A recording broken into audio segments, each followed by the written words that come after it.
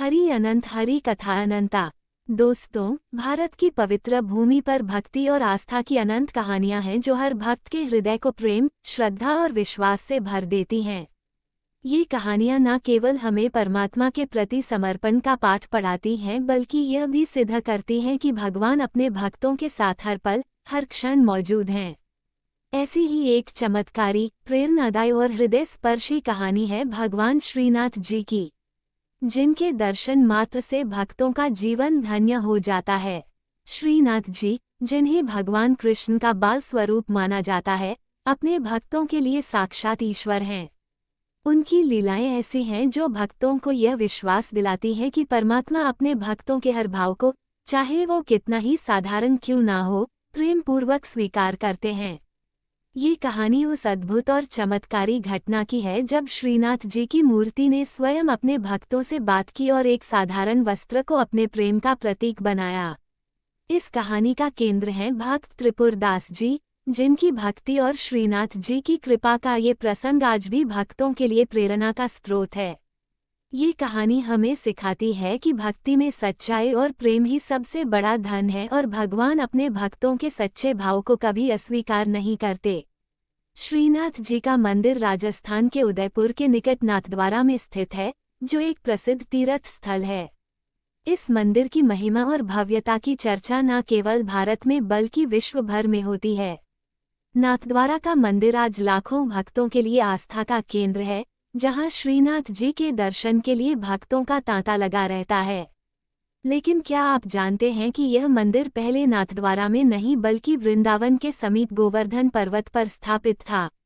गोवर्धन पर्वत, जहां भगवान कृष्ण ने अपनी लीलाएं की थी, वही स्थान था जहां श्रीनाथ जी का प्राकट्य हुआ। कहते हैं कि गोवर्धन पर्वत पर श्रीनाथ जी की मूर्ति स्वयं प्रकट हुई थी। यह मूर्ति भगवान कृष्ण के बाल स्वरूप की है, जिसमें वे अपनी बाईं भुजा उठाए हुए हैं, जो गोवर्धन पर्वत को धारण करने का प्रतीक है। इस मूर्ति की उत्पत्ति की कहानी भी अपने आप में चमत्कारी है। पौराणिक कथाओं के अनुसार गोवर्धन पर्वत पर श्रीनाथ जी की मूर्ति एक ग्वाले को दिखाई दी थी जो वहां गाय चराने गया था। उस ग्वाले ने मूर्ति को देखकर मंदिर के पुजारियों को सूचना दी और फिर उस स्थान पर श्रीनाथ जी का मंदिर स्थापित किया गया। गोवर्धन पर्वत पर श्रीनाथ जी की पूजा अर्चना बड़े ही भक्ति भाव से की जाती थी। मंदिर में हर दिन उत्सव का माहौल रहता था। भक्त सुबह शाम श्रीनाथ जी के दर्शन के लिए उमड़ पड़ते थे।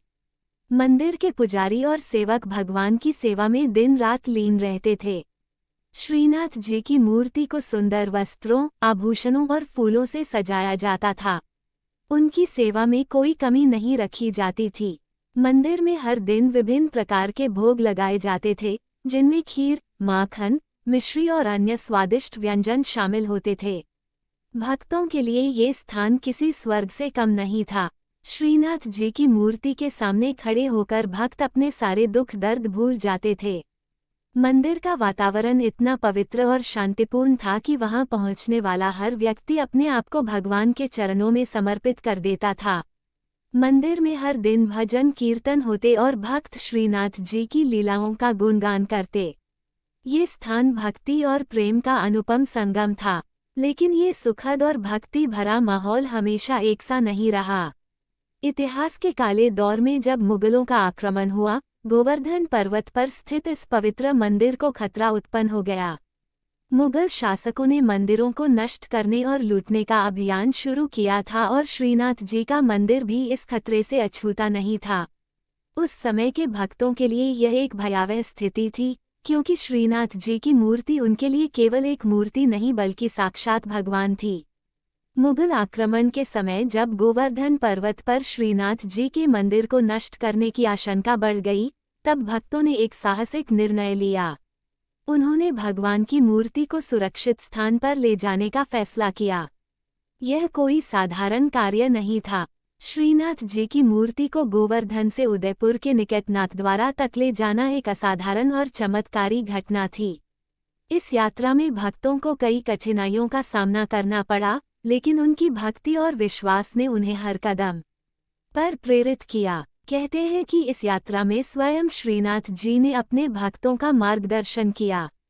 भक्तों ने श्रीनाथ जी की मूर्ति को एक रथ में रखा और उसे सुरक्षित स्थान की ओर ले गए। इस यात्रा के दौरान कई चमत्कार हुए।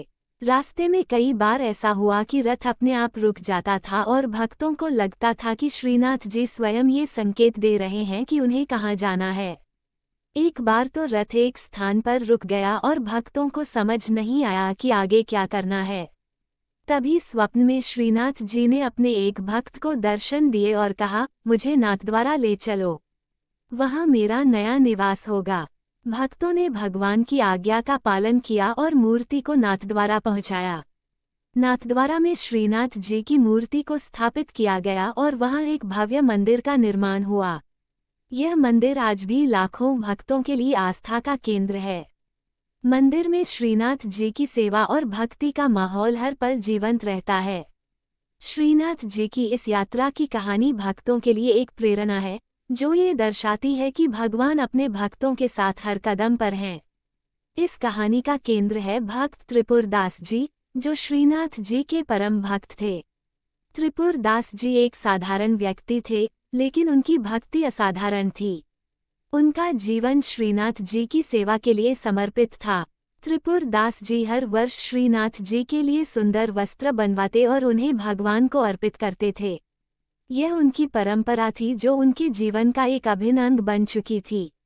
त्रिपुरदास जी अपनी कमाई का एक बड़ा हिस्सा भगवान के लिए वस्त्र और श्रृंगार तैयार करने में खर्च करते थे।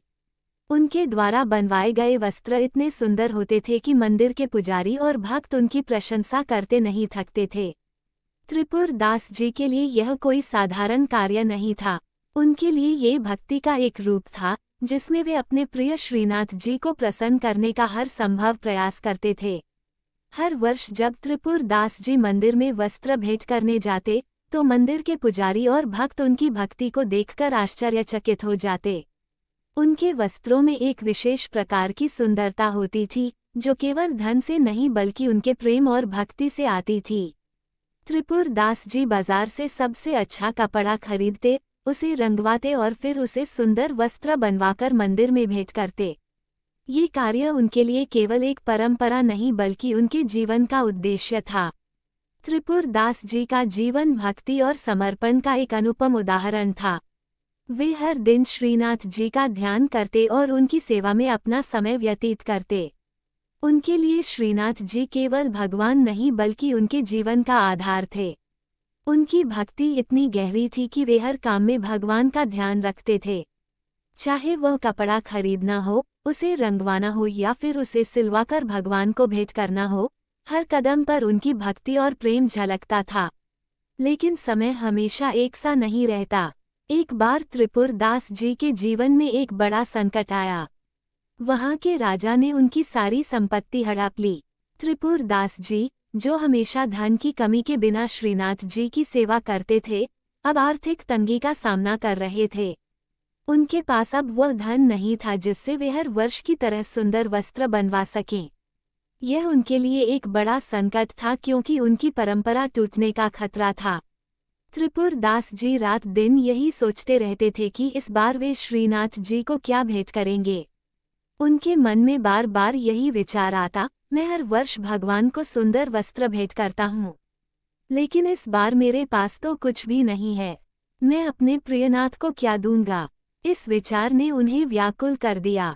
वे अपने घर में इधर उधर देखने लगे कि शायद कुछ ऐसा मिल जाए जिसे बेचकर वे भगवान के लिए वस्त्र खरीद सके। त्रिपुरदास जी का मन बार बार श्रीनाथ जी की ओर जाता था। एक दिन त्रिपुरदास जी की नज़र अपने घर में रखे एक चांदी के बर्तन पर पड़ी। ये बर्तन उनके पास बची एकमात्र मूल्यवान वस्तु थी। ये बर्तन उनके परिवार की एकमात्र निशानी थी जो उनके पूर्वजों से उन्हें प्राप्त हुआ था। लेकिन त्रिपुरदास जी के लिए श्रीनाथ जी की सेवा सर्वोपरि थी। उन्होंने तुरंत निर्णय लिया कि वे इस बर्तन को बेचकर भगवान के लिए वस्त्र खरीदेंगे। वे उस चांदी के बर्तन को लेकर एक सुनार की दुकान पर गए। सुनार ने बर्तन को देखा और उसकी कीमत के अनुसार त्रिपुरदास जी को कुछ पैसे दिए। ये राशि बहुत अधिक नहीं थी, लेकिन त्रिपुरदास जी के लिए एकमात्र साधन था। वे उन पैसों को लेकर खुशी खुशी कपड़े की दुकान पर गए। उनके मन में यह आशा थी कि वे श्रीनाथ जी के लिए एक सुंदर वस्त्र खरीद सकेंगे। कपड़े की दुकान पर पहुंचकर त्रिपुरदास जी ने एक सुंदर वस्त्र देखा जो उनकी नज़र में श्रीनाथ जी के लिए उपयुक्त था। ये वस्त्र रेशमी था और उसमें एक विशेष प्रकार की चमक थी। त्रिपुरदास जी ने सोचा कि यह वस्त्र श्रीनाथ जी को बहुत शोभा देगा। लेकिन जब उन्होंने दुकानदार से उस वस्त्र की कीमत पूछी तो दुकानदार ने कहा, इस वस्त्र की कीमत बहुत अधिक है। आपके पास जितने पैसे हैं उतने में यह वस्त्र आपको नहीं मिल सकता। त्रिपुरदास जी ने दुकानदार से विनती की, ये वस्त्र मुझे भगवान श्रीनाथ जी के लिए चाहिए। कृपया मुझे यह वस्त्र दे दें। मैं हर वर्ष श्रीनाथ जी को सुंदर वस्त्र भेंट करता हूँ और इस बार भी मैं चाहता हूँ कि मेरी परंपरा ना टूटे। लेकिन दुकानदार नहीं माना। उसने त्रिपुरदास जी को एक सस्ता कपड़ा दिखाया और कहा, ये कपड़ा तुम्हारे पैसों में मिल सकता है। यदि तुम्हें चाहिए तो इसे ले जाओ। त्रिपुरदास जी के मन में उदासी छा गई। वे सोचने लगे कि क्या ये सस्ता कपड़ा श्रीनाथ जी को भेंट करना उचित होगा। उनके मन में बार बार यह विचार आ रहा था कि श्रीनाथ जी को हमेशा सबसे सुंदर और कीमती वस्त्र भेंट किए जाते हैं। ये साधारण कपड़ा उनके प्रिय नाथ को कैसे शोभा देगा। लेकिन उनकी भक्ति इतनी गहरी थी कि उन्होंने ये सोचकर वह कपड़ा ले लिया कि भगवान को कुछ ना कुछ भेंट करना जरूरी है। वे उस कपड़े को लेकर एक रंगाई की दुकान पर गए और रंगाई वाले से कहा, इस कपड़े को लाल रंग में रंग दो। यह मुझे श्रीनाथ जी को समर्पित करना है। लाल रंग श्रीनाथ जी को बहुत प्रिय था और त्रिपुरदास जी चाहते थे कि उनका ये साधारण वस्त्र भी भगवान के लिए विशेष बन जाए। रंगाई वाले ने कपड़े को लाल रंग में रंग दिया और त्रिपुरदास जी उसे लेकर अपने घर लौट आए।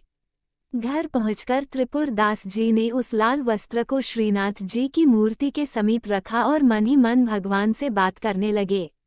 उन्होंने कहा, हे नाथ, मैं हर वर्ष आपके लिए सुंदर वस्त्र बनवाकर भेंट करता था, लेकिन इस बार मेरे पास कुछ नहीं है। मेरी सारी संपत्ति राजा ने हड़प ली है। ये साधारण सा वस्त्र ही मैं आपको भेंट कर सकता हूँ। कृपया इसे स्वीकार करें। ये कहते कहते उनकी आंखों में आंसू आ गए। वे सोचने लगे कि क्या ये साधारण वस्त्र श्रीनाथ जी को शोभा देगा। उसी रात जब त्रिपुरदास जी सो गए तो उन्हें एक स्वप्न दिखा। स्वप्न में श्रीनाथ जी ने उन्हें दर्शन दिए और कहा, हे त्रिपुरदास, तुम्हारा यह वस्त्र मुझे बहुत प्रिय है। इसे मंदिर में भेज दो, मैं इसे स्वीकार करूंगा। ये स्वप्न देखकर त्रिपुरदास जी का मन कुछ हल्का हुआ, लेकिन फिर भी उनके मन में संकोच था। वे सोचने लगे कि यह साधारण वस्त्र भगवान को कैसे भेंट किया जाए। क्या मंदिर के पुजारी इसे स्वीकार करेंगे? क्या ये वस्त्र श्रीनाथ जी की भव्यता के साथ मेल खाएगा? सुबह जब उनकी नींद खुली तो उनके घर के बाहर एक व्यक्ति खड़ा था। वो व्यक्ति श्रीनाथ जी का एक भक्त था जो त्रिपुरदास जी से मिलने आया था। त्रिपुरदास जी ने उससे बात की और पूछा, कैसे आना हुआ? उस व्यक्ति ने कहा, मैं यहाँ कुछ काम से आया था, सोचा आपसे मिलता चलूं। आज शाम को मैं वापस लौट जाऊंगा। त्रिपुरदास जी ने उस व्यक्ति से कहा, यदि मैं तुम्हें काम सौंपूं तो क्या तुम उसे करोगे? वो व्यक्ति बोला, आप भक्तराज हैं, आप जो कहेंगे मैं करने को तैयार हूँ। त्रिपुरदास जी ने उस लाल वस्त्र का थान उस व्यक्ति को देते हुए कहा, इसे श्रीनाथ जी के मंदिर में ले जाकर कोठार में जमा करा देना, लेकिन मेरा नाम मत बताना। मैं नहीं चाहता कि यह वस्त्र भगवान को पहनाया जाए क्योंकि यह साधारण है। मैंने हर वर्ष सुंदर वस्त्र भेंट किए हैं, लेकिन इस बार मेरे पास यही है। मेरी परंपरा ना टूटे इसलिए मैं इसे भेज रहा हूँ। वो व्यक्ति त्रिपुरदास जी की बात मानकर उस वस्त्र को लेकर नाथद्वारा के मंदिर पहुंचा। मंदिर में कोठार में जाकर उसने कोठारी को वो वस्त्र देते हुए कहा, ये वस्त्र किसी भक्त ने श्रीनाथ जी के लिए भेजा है, इसका जैसा उचित समझे वैसा उपयोग करें। कोठारी ने वस्त्र को देखा और उसे साधारण समझकर जमीन पर बिछा दिया। उसने उस वस्त्र पर मंदिर के अन्य वस्त्र रख दिए। कोठारी को यह नहीं पता था कि यह वस्त्र कितना मूल्यवान है, क्योंकि यह एक भक्त के प्रेम और समर्पण से भरा हुआ था। कुछ दिनों बाद जब भक्त विट्ठलनाथ जी श्रीनाथ जी का श्रृंगार कर रहे थे, तब एक असाधारण घटना घटी। श्रीनाथ जी की मूर्ति ने स्वयं बोलना शुरू किया। उन्होंने कहा, हे विट्ठलनाथ, मुझे बहुत ठंड लग रही है। इस ठंड के कारण मुझसे बैठा नहीं जा रहा। कोई ऐसा उपाय करो कि मेरी ठंड शांत हो जाए। विट्ठलनाथ जी यह सुनकर आश्चर्यचकित रह गए। उन्होंने तुरंत मूर्ति के समीप आग जलाई ताकि भगवान को गर्मी मिले। लेकिन श्रीनाथ जी ने फिर कहा, मेरी ठंड अभी भी शांत नहीं हुई है। विट्ठलनाथ जी ने शहर से सबसे कीमती और गर्म वस्त्र मंगवाए। उन्होंने श्रीनाथ जी को वस्त्र पहनाए, लेकिन फिर भी भगवान की ठंड शांत नहीं हुई। विट्ठलनाथ जी परेशान हो गए। उन्होंने श्रीनाथ जी से पूछा, हे नाथ, आप आज कौन सी लीला कर रहे हैं? मुझे कुछ समझ नहीं आ रहा। बताइए ऐसा क्या किया जाए कि आपकी ठंड शांत हो। तब श्रीनाथ जी ने कहा, हे विट्ठलनाथ, मेरे एक भक्त ने कोठार में एक वस्त्र भेजा है, लेकिन कोठारी ने उसे जमीन पर बिछा दिया है। वही वस्त्र मुझे पहनाओ, मेरी ठंड तभी शांत होगी। विट्ठलनाथ जी तुरंत कोठार में गए और कोठारी से पूछा, क्या कुछ दिन पहले किसी भक्त ने कोई वस्त्र भेजा था? कोठारी ने कहा, हाँ, कुछ दिन पहले एक व्यक्ति ने एक लाल वस्त्र दिया था। मुझे वह साधारण लगा, इसलिए मैंने उसे जमीन पर बिछा दिया। विट्ठलनाथ जी ने वो वस्त्र उठाया और एक दर्जी को देकर कहा, जल्दी से इससे एक अंगरखा बनाओ। दर्जी ने उस लाल वस्त्र से एक सुंदर अंगरखा बनाया और विट्ठलनाथ जी को सौंप दिया। विट्ठलनाथ जी ने वो अंगरखा श्रीनाथ जी को दिखाया और पूछा, हे नाथ, क्या ये वस्त्र आपको पहनाया जा सकता है? श्रीनाथ जी ने कहा, यही वो वस्त्र है जिसका मुझे इंतजार था। इसे मुझे पहनाओ, मेरी ठंड शांत हो जाएगी। विट्ठलनाथ जी ने वो अंगरखा श्रीनाथ जी को पहनाया। जैसे ही अंगरखा भगवान के शरीर पर चढ़ा, श्रीनाथ जी ने मुस्कुराते हुए कहा, हे विट्ठलनाथ, मेरी ठंड शांत हो गई। ये वस्त्र मेरे प्रिय भक्त त्रिपुर दास जी ने भेजा है। विट्ठलनाथ जी ने पूछा, हे नाथ, ये वस्त्र त्रिपुर दास जी ने भेजा है, लेकिन वे इतना संकोच क्यों कर रहे थे? श्रीनाथ जी ने कहा, त्रिपुर दास जी को लग रहा था कि यह साधारण वस्त्र मुझे शोभा नहीं देगा। वे हर वर्ष महंगे वस्त्र भेंट करते थे, लेकिन इस बार उनके पास धन नहीं था। फिर भी उन्होंने अपने प्रेम और भक्ति से यह वस्त्र भेजा। मैंने उनके प्रेम को स्वीकार किया है। जाओ, उन्हें मेरे पास लेकर आओ। विट्ठलनाथ जी तुरंत त्रिपुर दास जी के पास गए और उन्हें मंदिर ले आए। जैसे ही त्रिपुर दास जी श्रीनाथ जी के समीप पहुंचे, भगवान के गले में चढ़ी माला टूटकर जमीन पर गिर गई। त्रिपुर दास जी घबरा गए और बोले, हे नाथ, क्या मैं इतना अपराधी हूँ कि मेरे आते ही आपकी माला टूट गई? श्रीनाथ जी ने कहा, नहीं त्रिपुर दास, ये तुम्हारा अपराध नहीं है। मैंने यह माला तुम्हारे लिए भेंट की है। इसे अपने हृदय पर धारण करो। तुमने अपने वस्त्र को मेरे हृदय पर चढ़ाया और मैं अपनी माला तुम्हें हृदय पर देता हूँ। त्रिपुर दास जी की आंखों में आंसू आ गए। उन्होंने श्रीनाथ जी से कहा, हे नाथ, आपने मेरा इतना मान बढ़ाया है। मेरी एकमात्र विनती है कि मुझे हमेशा अपने चरणों में स्थान दें। श्रीनाथ जी ने मुस्कुराते हुए कहा, त्रिपुर दास, तुम मेरे प्रिय भक्त हो। तुम्हारा स्थान मेरे चरणों में सदा सुरक्षित है। श्रीनाथ जी की ये सच्ची घटना हमें ये संदेश देती है कि भगवान के लिए भक्त का भाव सबसे महत्वपूर्ण है। चाहे वह साधारण वस्त्र हो या कीमती, भगवान उसे अपने प्रेम से स्वीकार करते हैं। त्रिपुर दास जी ने अपनी सामर्थ्य के अनुसार जो कुछ भी भेंट किया, उसे श्रीनाथ जी ने न केवल स्वीकार किया बल्कि उसे अपने हृदय से लगाया। ये कहानी हमें सिखाती है कि भक्ति में सच्चाई और प्रेम ही सबसे बड़ा धन है। दोस्तों, आशा है ये कहानी आपको पसंद आई होगी। अगर पसंद आई हो तो वीडियो को लाइक करके कमेंट में जय श्री कृष्णा जरूर लिखें। चैनल पर अगर पहली बार आए हैं तो चैनल को सब्सक्राइब जरूर करें। जय श्री कृष्णा।